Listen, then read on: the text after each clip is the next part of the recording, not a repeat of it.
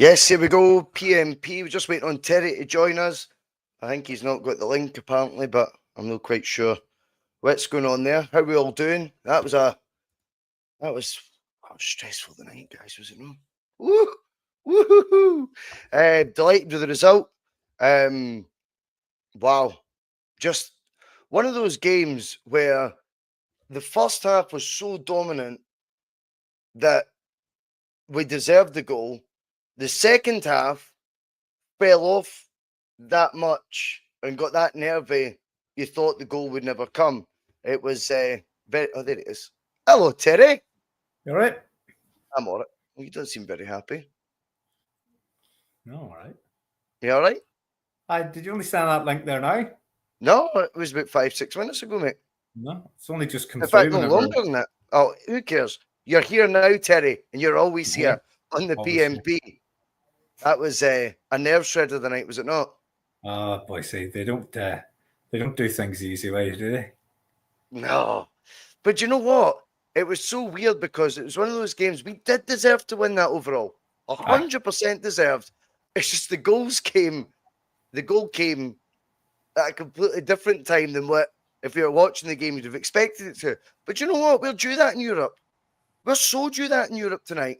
That was something that I think the amount of years I've watched us have heartache and cruelty and late goals against us when maybe we've dominated games or looked a better team in certain matches. I thought tonight was, we were due that one. And it mattered a hell of a lot, this one. I'm buzzing with it, mate. Absolutely buzzing. This is a competition. It's where we gauge Celtic. Celtic went out tonight and got the job done. And again in the Champions League, like I said about the 5-1 against Slovan Bratislava, it's rare that Celtic do what we need them to do at Champions League level.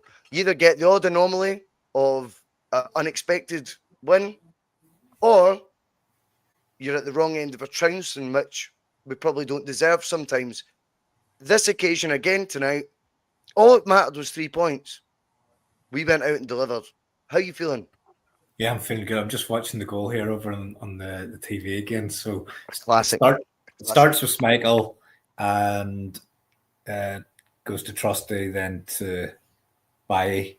And I thought at first Hatate had done a dummy, but looking at it again there, it looks as if he does a little skill where he kind of stops the ball and then flicks it on with his other foot, sells the guy a dummy, then a on wonderful the left wing. pass. Absolutely was. Wonderful pass.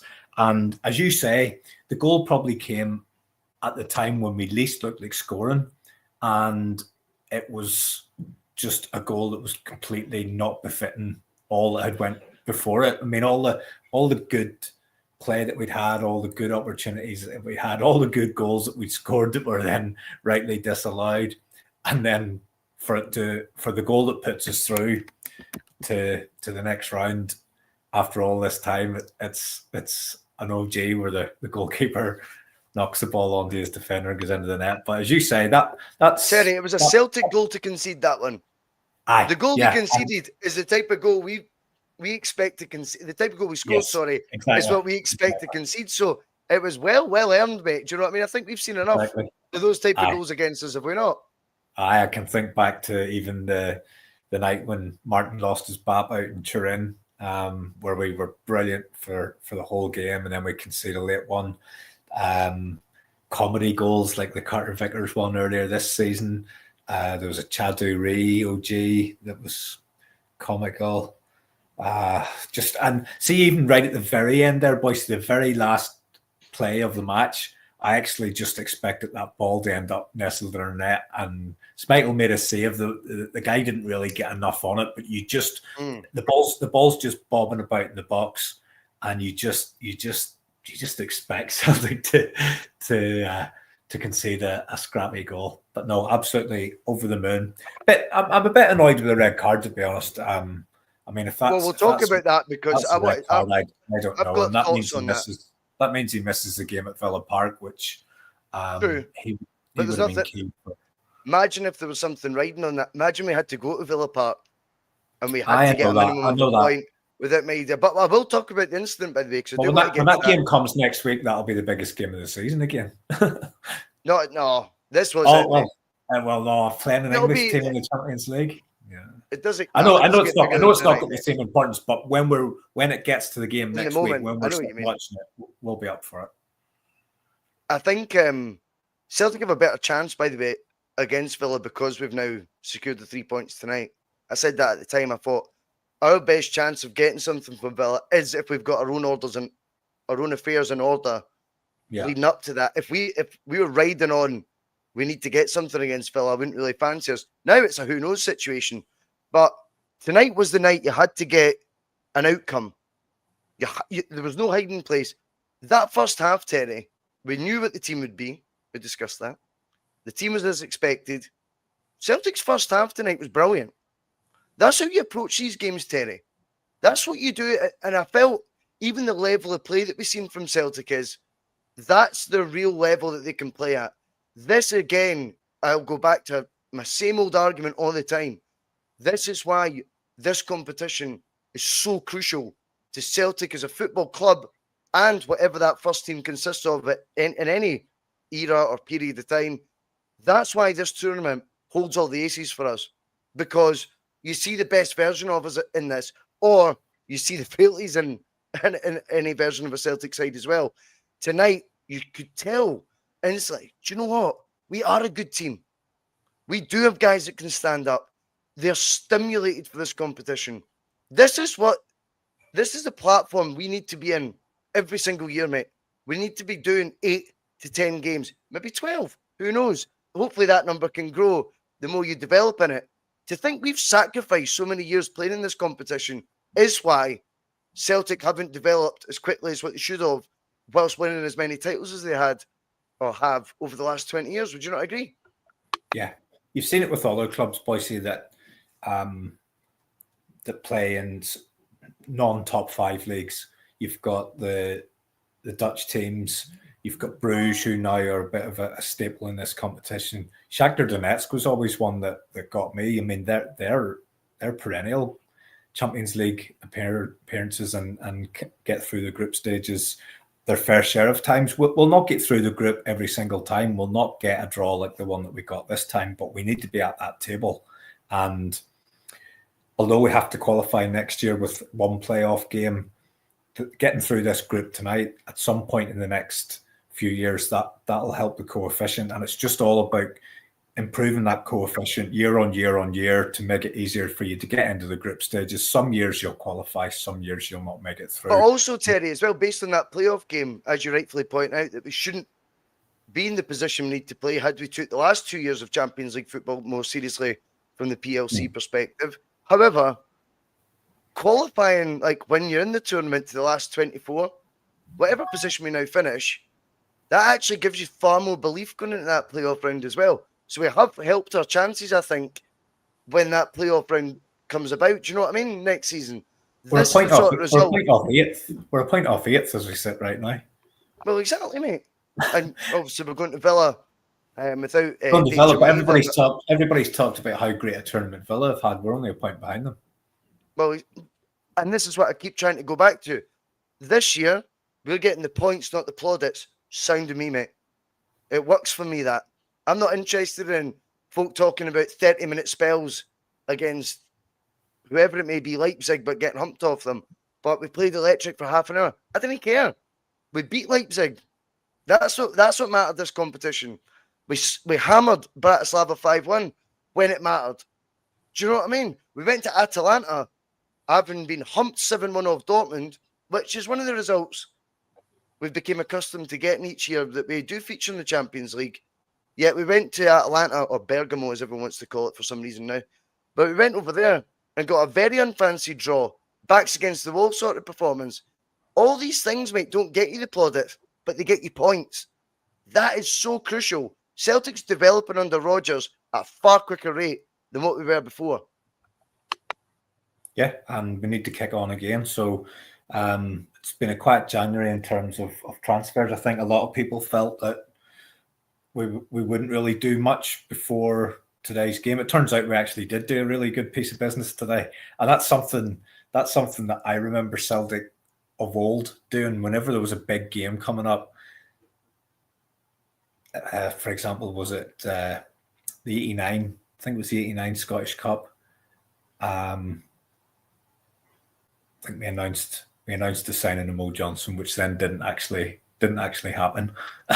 But it was a good news story on the morning of the cup final, and it was a good news story to wake up today to hear that we Kasper Schmeichel for another year, and he was key tonight as well, Bhoycie. For all that Young Boys were blowing off the park in the first half, other than the scoreline, he made a key double save at a key moment, and then that sort of scramble just at the very end. That was the difference as well, because in a game like that, where we are dominating for the most part, the goalkeeper still has to be completely concentrated, because at some point they are gonna get something. They're going to create something. They actually played not too bad in the second half. I thought in the first half, it would be easy to confuse them with Livingston. That many sort of big, tall, strong players and playing in the yellow, and they didn't really offer more than Livingston would have in the first half. But in the second half, they did grow into it. You could see them getting a bit of confidence that they hadn't conceded, because they've taken quite a few cannons in this competition, and I think that they'll have been delighted to get in at half time, but they'll have seen that as something to build on, and they did definitely grow into it in the second half, and they were starting to look at a threat, but the keeper pulled off the key saves at the key moments, and I'm absolutely delighted that we're going to have him for another year. Yeah, I know. Couldn't agree more. Kasper Schmeichel, that double save was outrageous that he pulled off. And the commentator was right to go, for all Celtic's chances they've created, that's the two best saves of the night, to be honest. And it was absolutely brilliant, worth his weight in gold. If we go back to the first half, Terry, and again, I'm bringing it up because we've spoke about it at length on the channel the past 2 weeks. My take was, and I think it got a lot of agreement, it doesn't mean you're a long ball team to break the lines by dinking it over and getting defenders to turn when you've got the pace we do. Within 3 minutes, Terry, you've seen the ball dinked over looking for Maeda. And I thought, wow, that's what we've missed in the games against Dundee and Rangers this year so far. Not changing it, mixing it up a bit. I felt that was a tactic that we actually tried to utilise more than I expected. In fact, I didn't expect us to do it once. But we did it time and time again. Not always to great effect, but you could see there was a change in mindset, Terry, from we'll break the press by passing triangles. Go direct, but it doesn't mean you're just hoofing it aimlessly. Pitch and putt type of ball, mate. The sand wedge, if you were playing golf. That type of pass. Put it in an area. The pace we've got, utilise it. And I felt that was really disappointing. We didn't get a goal from that tactic, because I did think the effectiveness of it was there to be seen. That's how you mix it up, Terry. And it's not, as I've said a million times, talking tactics and that. I'm terrible at normally. That one, I do think we've kind of got bang on in the bus going, don't listen to folks saying that, we only play one way, or there's a philosophy. Fuck all that shite. Your philosophy is to fucking win.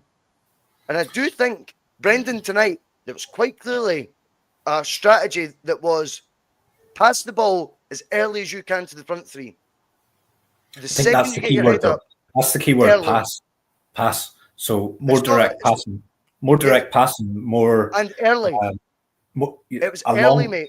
A long pass isn't the same as a long ball. A long ball's just a hopeful punt up the pitch. People mistake that, but people muddy the waters. When you say that, though, Terry, and you say put one in behind the back line of a defence, that gets accused straight away, hoofball. Well, and you go, no, these guys are brilliant pass technicians in the middle of the park, and the pace we've got to burn terrifies defenders. I was delighted to see that wee sort of change in approach for Celtic. And again, whilst it might not have actually brought us a goal, we had 3 disallowed goals and a missed penalty, and a lot of it coming, these attacks, from said more directness. We've got to give a shout out to Conor Carr, though, do we not? Conor's a regular on the bus, as you know. He does the Carpool show. He called it before the game kicked off, Kyogo hat-trick and an Engels penalty. By half-time, we'd had 3 disallowed Kyogo goals and a missed penalty by Engels. Incredible, isn't it? Well, he also went a step further, didn't he? Towards the end, he goes, Rodgers making the wrong substitutions again. But I think that definitely was more Bhoycie, straight form for Conor, to be honest. definitely there was a noticeable change of tactic, and we were utilising the pace of Maida and Kuhn on either side with the pass inside the fullback with those two guys running from the outside in, and even we were hitting Kyogo a bit earlier as well. And I think what the managers probably expected Young Boys to do is what the template that was set by Rangers that Dundee copied and Kilmarnock tried to copy as well. And essentially that was to nullify McGregor, put someone on McGregor and completely nullify him.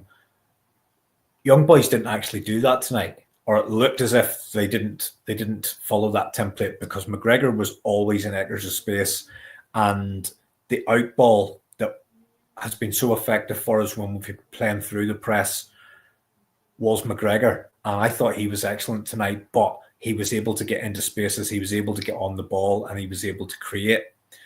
And I think he created a lot of that himself, though, Terry. I thought when he was on the ball, he was just seemed more vibrant, mate.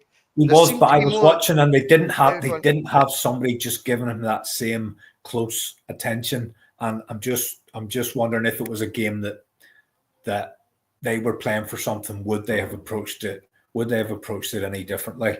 I just thought he wasn't getting the same attention. And if you put someone up man to man, and all you're asking them to do is to nullify their opponent and sacrifice any sort of creative aspect from their own game, that it's quite hard for the player who's being man marked to be effective. It's much easier for that opponent to stop him than it is for him to constantly create. Absolutely. And I felt he got more space to do that. But yeah, he was head up. He was clearly up for it. With a bit more zing. Yeah. Didn't I he? thought he was very good tonight. I thought him and Hatate both were really, really good tonight, and I was delighted that Hatate had a better performance, because I think he's been due that. I think he probably owes it to the manager, because he's been kept in the team whenever his performances haven't been at that level. Don't get me wrong, not every single thing came off for him tonight, but a lot of things came off for him that haven't been coming off. And I think you're right. He's cut a bit of a frustrated figure at times this season and parts of last season. But Terry, whether we like it or not, Champions League, like that platform, is where someone like him is going to come alive. We know they're on their own career trajectory, or their own self-fucking indulgent training. These players these days, they are, and I think you can see the difference when he's on it.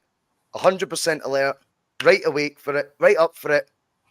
It's Champions League level that's going to bring that out. And that's what the selling point has to be if you want to continually get players that can produce quality like that, is be regularly in the Champions League and competing in it. So I think you can see his attention it peaked again tonight. He was far more up. The way he was trying to track guys down in the last minute tonight, Rio Hatate, is not what I was associated with him this season, to be honest with you. That's just being real. But I think you see there's a different energy about certain players when it's this level. And unfortunately, whether we like it or not, there is a wee bit of a drop when all it is the domestic stuff. And then you lose a derby, and I go back to, you lose that derby, it should be real ramifications for it. Within 6 days, we were further clear than what we were before that derby had kicked off. So you're getting away with whatever mistakes you're making. This level, you don't.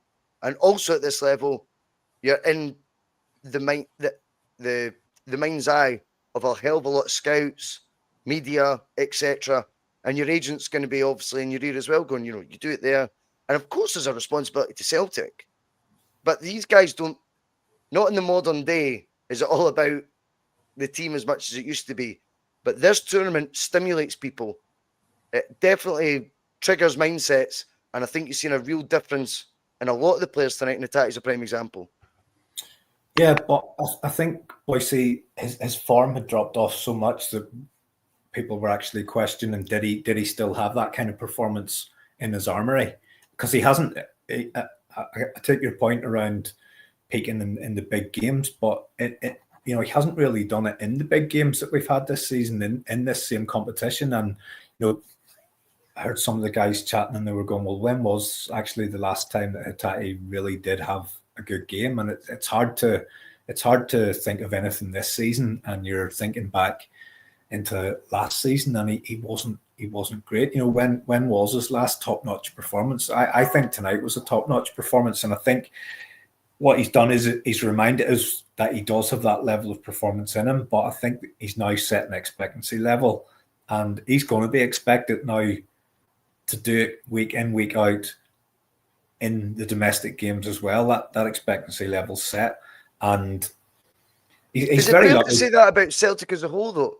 Because that first half, come on, that was a step up for what we've been talking about in the P.M.Ps the last month or so. I know, and do you agree with that? Yeah, I think it must be hard, Bhoycie. It must be hard for these guys to try and get up for. I agree. Games now. You're running out. If you're running out at Celtic Park in front of 50,000, the argument would be surely that's enough to get you up for it. Or if you're playing away and you've got a small section of away supporters and they're chanting the whole game, you should be able to get up for that as a professional. But if you think about it in any job, essentially, and I know footballers, it's a different type of job, but in any job, if you've hit all your targets, say you've got your targets for the month and you've hit them halfway through the month, it's hard to keep going in the rest of those days and to keep building and building and building when you've already achieved the objectives that were set out for you at the start of the month. So say you're a salesperson, you've hit your target by the middle of the month. There's no say you're Ryan Christie and your targets are the Emirates arena beside Celtic Park. He must have hit his target a few times. Do you know what I mean? So, but you could see a different level, and I think you could probably make an argument that whilst the manager will only and the players will only ever talk about the game that's coming up, whether we're playing Dundee, we're playing Killie in the Cup, or whatever, they'll say we're completely focused on that game. I would argue against that when you see the way we came out of the traps tonight. It was a different level of intensity. We were playing. We'll be honest as well, Terry, right? See, when you're signing the likes of Engels, for example, right? How is it you convince them to sign for Celtic? We sell it to the players. It's about the Champions League. Yeah. That's how you get them to join. You don't sell it, go, by the way, it'll be -7 when we play Ross County. That's not what you sell it on. So therefore, there is an acknowledgement, whether it's right or wrong, that's where we were focusing on. But what I liked about tonight was we did show we weren't making it up how good we were the first sort of 35-40% of this season. Celtic went back to that level in that first half, albeit we didn't get the goal I thought we deserved. Ironically, though, Terry, and I want your take on this, I thought we got a penalty we didn't deserve. However, 5-10 minutes before that, the penalty shout was absolutely crystal clear for me, a pen. I do not understand. Maida's tripped and a hand on the back. The hand is like literally showing you it's a push and clipped. That's a penalty. The other one on Taylor wasn't so sure. And my gut feeling is even foreign referees, not just the ones in Scotland, Terry, level things up sometimes. I think his own conscience has told him he wasn't. I think we definitely should have got the first one, and the second one I thought we were fortunate to get. I was surprised there wasn't more appeals from the players for Maida one. I mean, he just sort of looked up at the ref, but there was no, there was no. We've discussed this. There was nobody asking for it. Have we discussed that as well recently? Yeah. Once he hasn't gave it, I didn't expect him to get sent to the monitor. The Taylor one, I didn't expect him to give it on first view. Then when I've seen the replay and I've seen that he's given it, I didn't think there was any way it would be overturned because there's clearly a hand on his shoulder. But you see that all the time.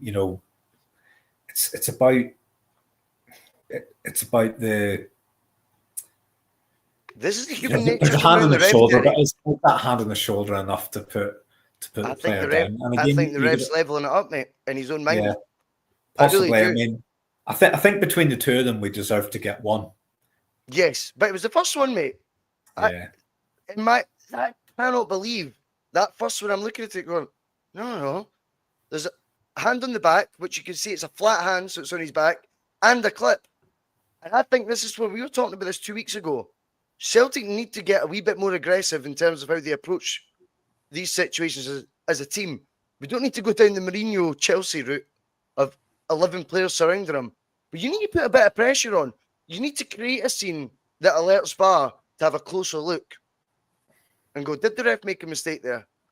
And I think the way we've reacted to that makes the VAR team instantly, whether right or wrong, go, not much to see there. We'll back the ref's decision.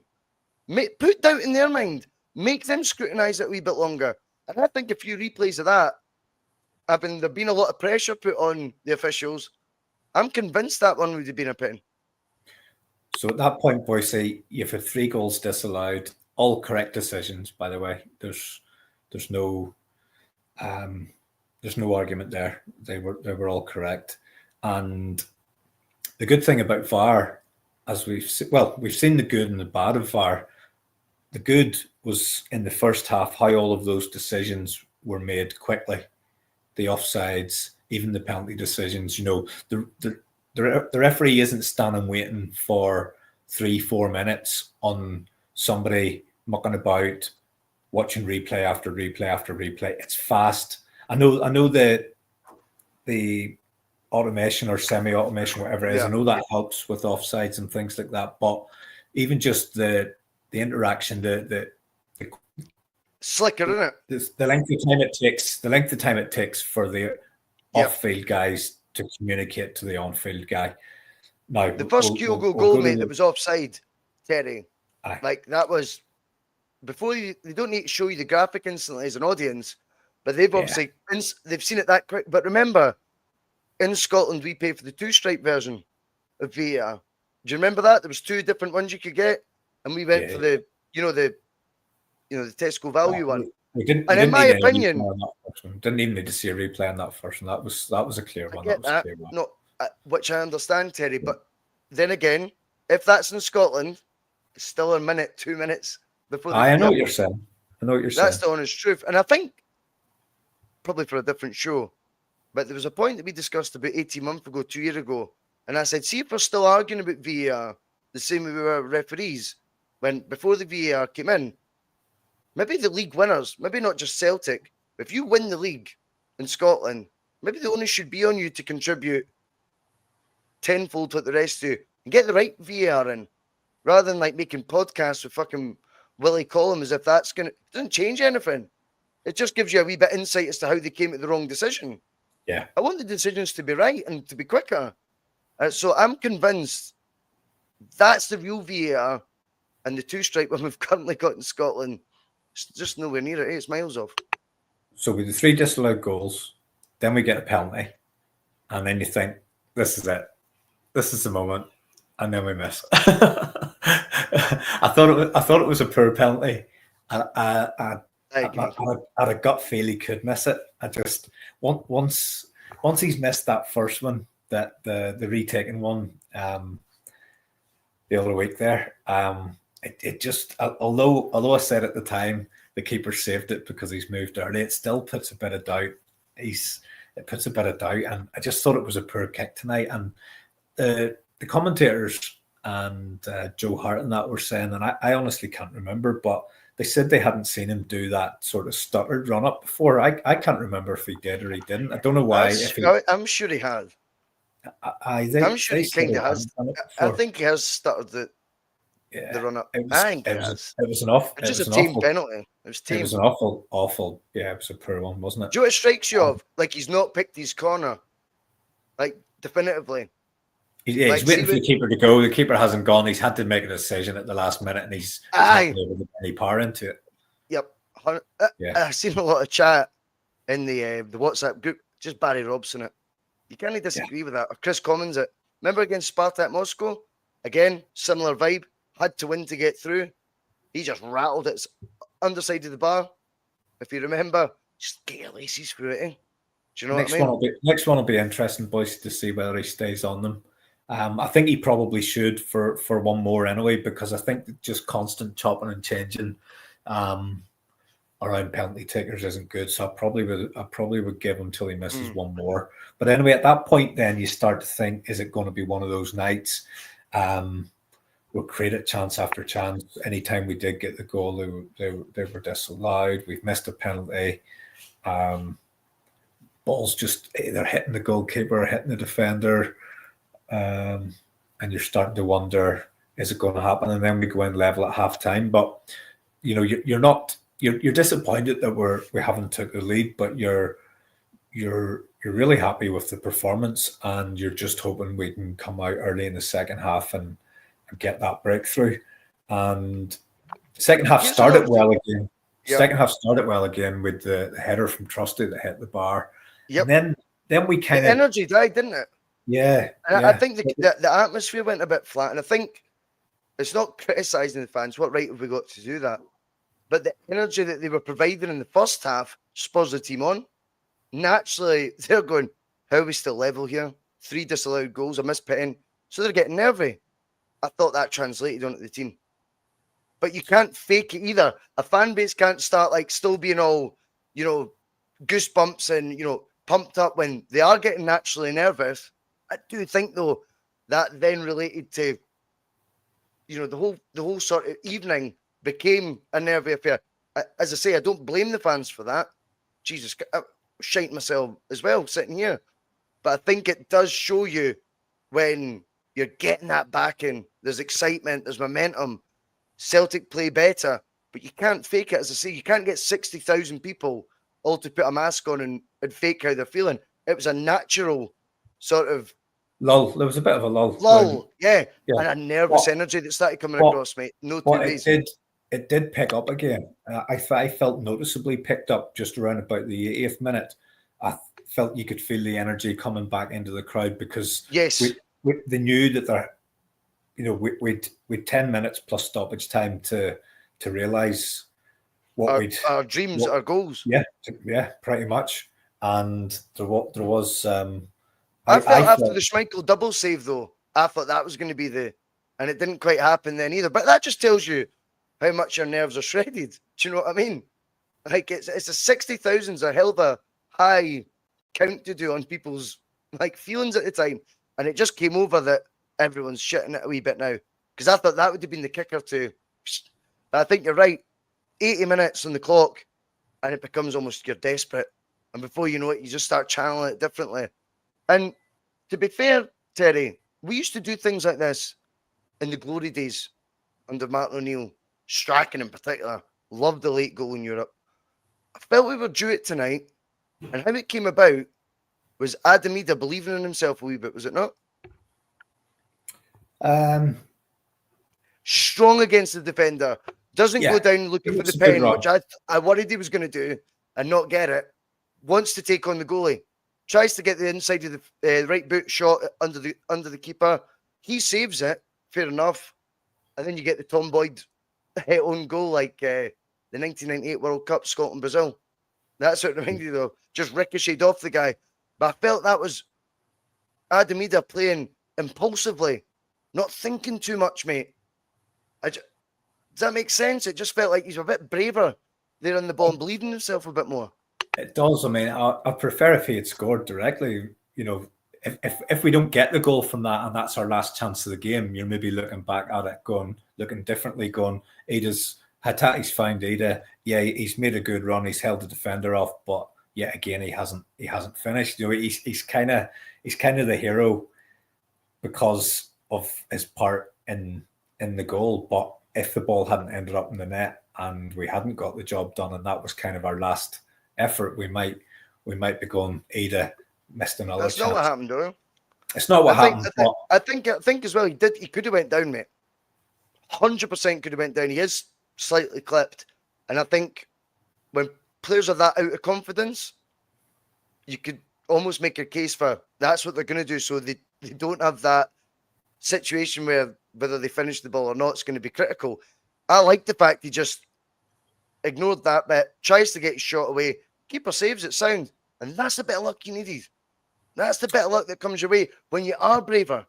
And we've seen the polar opposite a couple of weeks ago, and while he was criticised, and rightly so then, we've got to also praise him, mate, for showing a completely different attitude there tonight. He was clipped, didn't react to it whatsoever, wanted to get his shot away. Okay, it doesn't go in the net, but thankfully, because he did that, that's how we get the goal. I think he does deserve equal praise for that, Terry. Would you not agree? Yeah, I'll give him a wee bit of praise. He did well. Cheesy peeps, man. I'm giving it all to Hatate. I'm giving it all to Hatate. I think you watch that goal back. It's a brilliant ball, mate. It's just Hatate. But yes, Eden makes the run, holds the man off. I like this. I like the celebration. Actually, I think there was a lot came through in that in terms of. I agree. Getting the frustration out. Is just absolute elation. Matters as well, His elation that he'd made a positive contribution in such a key moment. And here's the thing as well, Bhoycie, and something I will give him credit for. From the moment he's come in, he's if we say that he scored the goal tonight, he scored key goals at key moments in big games. If you think back to the 3-3 loss against Rangers, he scores an important goal in that one. He then scores the goal in the cup final. He got the goal at Motherwell, which was a real, we win the league reasonably comfortably, but there was a period where it was neck and neck, and we get a late winner at Motherwell. I think he got that. He got the 2 penalties against Hibs at that time, and there, lo and behold, he's the guy that's involved in the goal that sends us through to the knockout stages of the Champions League for the first time in, I don't know, 13, 15 years. Since the 2012-13 season. No, because it was an account on 11 years. On Twitter the night. When you what? About 11 or 12 years, but again, he's involved in big moments and big games. There was one of those Rangers accounts on Twitter saying, "Getting your knickers in a twist, first knockout stage in 20 years." I'm like, wait now. I know you were collecting balls at the Hedges and Stranraer at the time, but we were in the knockout stages in the 2012-13 season under Neil Lennon, and the knockout stages in Europa League under Neil Lennon as well. Terry, we get to the red card, and I think there's real debate to have on this, because Maeda's fouled 100%, but that's not the end of it. See, as Maeda's then on the deck, big knee right in his jacksie, essentially. And that's what's triggered the reaction. So, the big defender's booked for his foul. Why is no one looking at who's lashed out first? But because it's a knee, not a boot, it's viewed differently. And I can't believe they can't pick that up with the VAR. That frustrates me, because that was completely deliberate. Nothing to do with the instance of the foul, which was rightfully blown for. But when he sticks his knee into Maeda, that's what's led to the reaction. Now, you can't react either way, but it's 2 red cards, mate. That knee in the back is just the exact same as the kick. No more power in either. Both are off the ball, not related to the contest itself. Both of them are just, I don't want to say assaults, like fucking like that. But both of them are needless, physical things done to each other. One is a knee, as I say, up Jacksie, poor Maeda, and Maeda's reacted with that sort of half kick out. Both red cards, mate. Both. I think we've seen the bad side of VAR in that instance, because the first thing the referee gets shown when he goes over is after the initial foul and the knee have then both taken place, he then gets shown Maeda swinging his leg right. That's all that's shown. And he gets shown that twice. He gets shown that twice, and then he gets it wound back a little bit, but from a completely different angle. So he doesn't get seeing the initial foul, then the knee, then Maeda swinging his leg right. And Maeda hasn't kicked him with any force at all, Bhoycie. He's just doesn't matter, mate. Beckham it does 100%. There has to be a level of force But if you kick out, mate, when it's not related to the actual game, so there's no ball to play for at that point in time, the ball's dead. So if you kick out at all, regardless of that is going to be a red, mate. Let's be real. It was even the 98 World Cup. He's on the ground and they're tangled up and he's just swung his leg. I know why he's done it. I agree why he's done it. But I think that was always going to be given the red. But I can't believe they've got the ability to give the foul and the booking the other guy for the initial bit, but can't realise that in between that and the Maeda kick out, there's a second altercation, and that is a deliberate knee that 100% warrants that player to be sent off as well. But I believe they're that stupid sometimes, these folk. The boot's obvious, the knee's not, and they've missed it.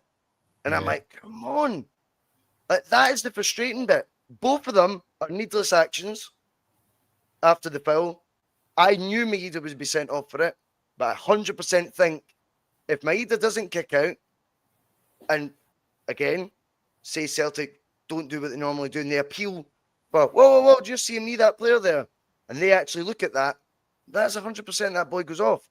But it frustrates me that, as you rightfully say, they'll only show the referee the bit that they've paid attention to. Just play the whole clip. Play the foul, look what happens in between, then look at the kick out. Both players walk. That's the way I would have came to the conclusion on that. By the way, I like the fact Maeda did it between me and you. I like the fact he did. You big bastard. You've just fouled me from behind. Then you've stuck one on me. I like the fact he cares. I love that.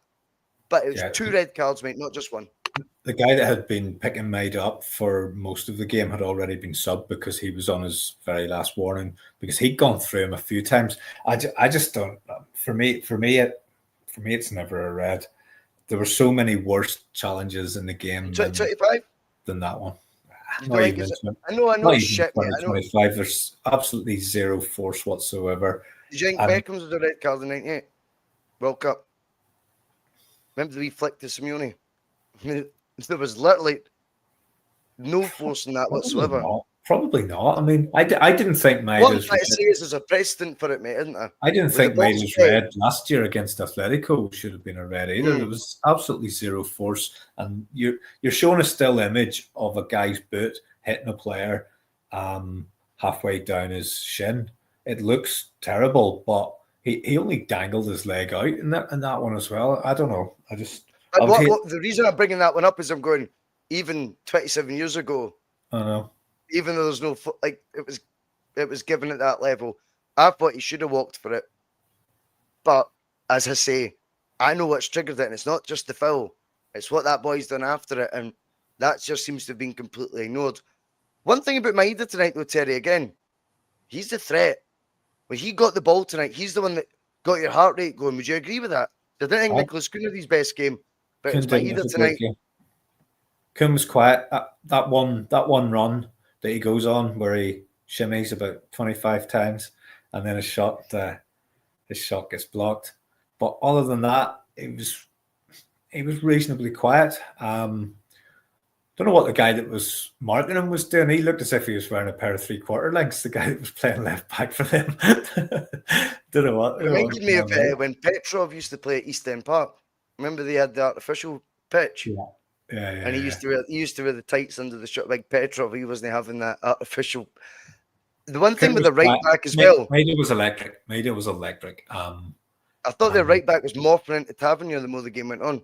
Yeah. Even the panicky expression on his face, the eyes get bigger. I thought Maeda just has that effect on people. Which is all the more frustrating that he's going to miss next week, because I would love us to go down there and give them a. But here's another way of looking at it. Do we really want English media eyes on Dides and Maeda? It could be a blessing in disguise. That could be a blessing in disguise, mate. From our point of view. Anyway, Terry, it looks like we're 100% through.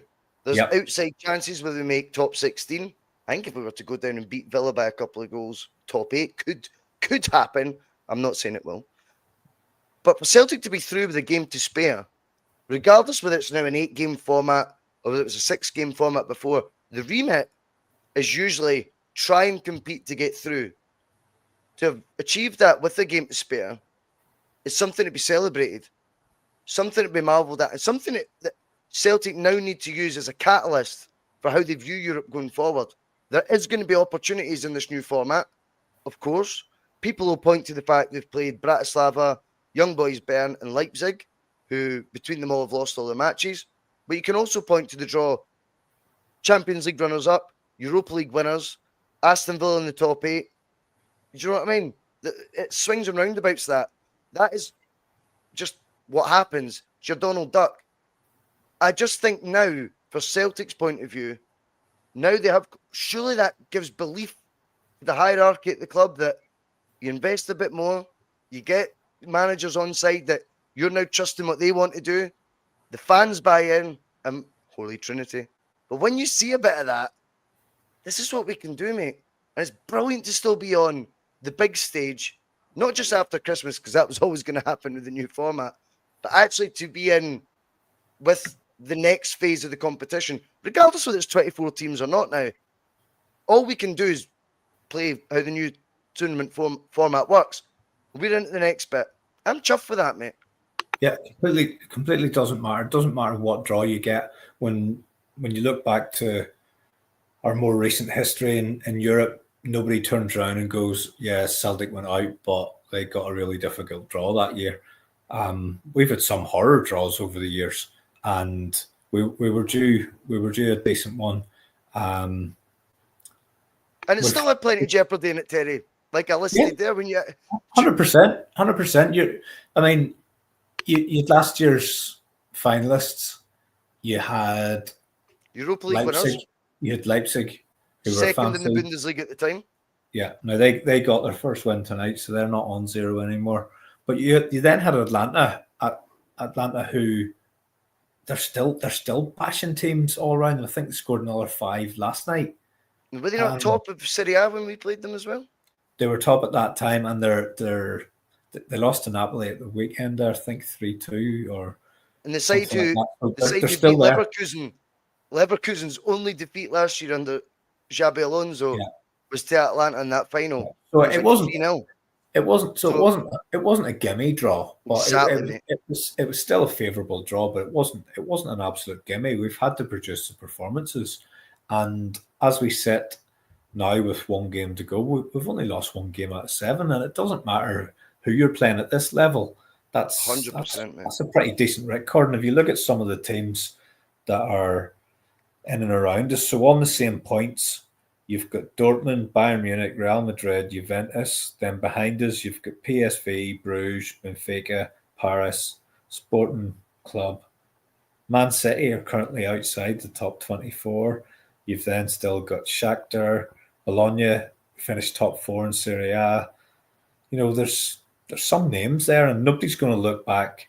Nobody's going to look back at the end of the competition and say, "Oh, Celtic got a relatively handy draw." They'll just go, "Didn't Celtic do well?" And I mean, the exciting bit is going to be, we'll obviously get next week out of the way. And like I say, pressure's off and everything, but I'm really, really looking forward to that one. And I want us to do a number on Villa. But the best chance we have of doing that, I think, is with getting our own shit together.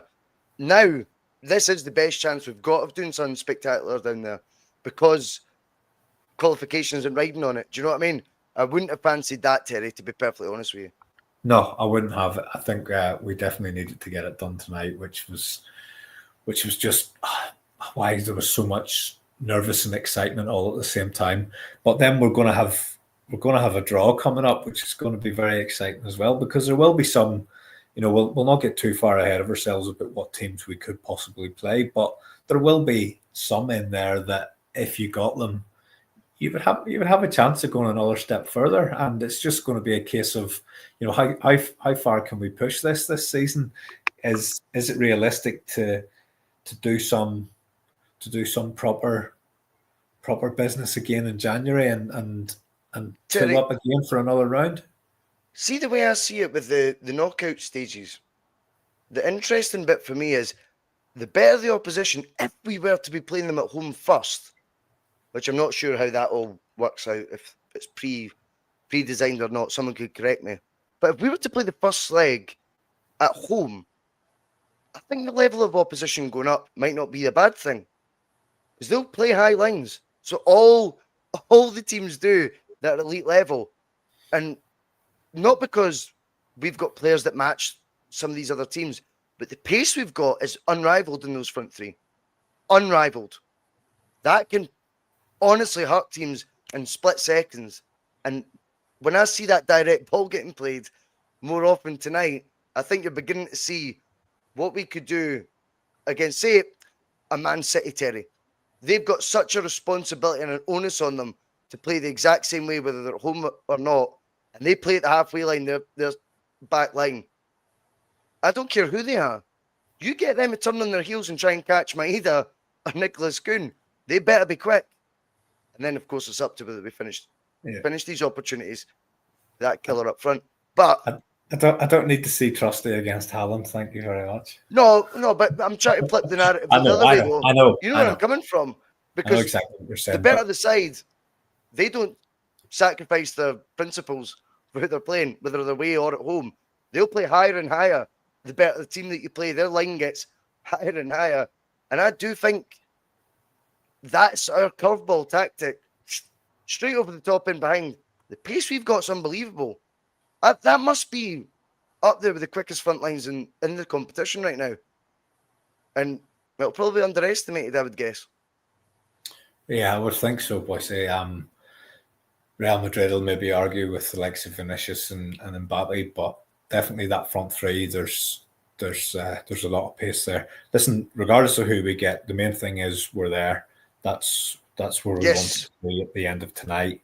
We're back to domestic business again on Saturday. So Dundee, score to settle there, would you say? Does that give enough motivation? Because the score to settle and mind's refocused as well, mate. I think when this competition is alive and running concurrently with our domestic stuff, Celtic will be a better team domestically for it. I think the squad's just piques interest, mate, a wee bit more. I'm not saying it's right. I just think it's the way it is. So I still think the manager will think that next week's game's really important. I wouldn't be surprised if he picks Saturday's team with the European game in mind. I think he'll want to go back down to England again and do everything he can to get a positive result. A lot of people coming in right now saying Kyogo 10 million, confirmed by a couple of newspapers to Rennes. I don't know what to make of that. We will be live again tomorrow. Obviously, it's the TNF with the judge, so we can look at that a wee bit deeper. Terry, I know it's late, mate, so I can't thank you enough for staying on till the back 11. Thanks to all who's watching. 225 years live right now, so a big shout out to you all. Terry, thanks again. And Celtic are through in the Champions League. Hail, hail.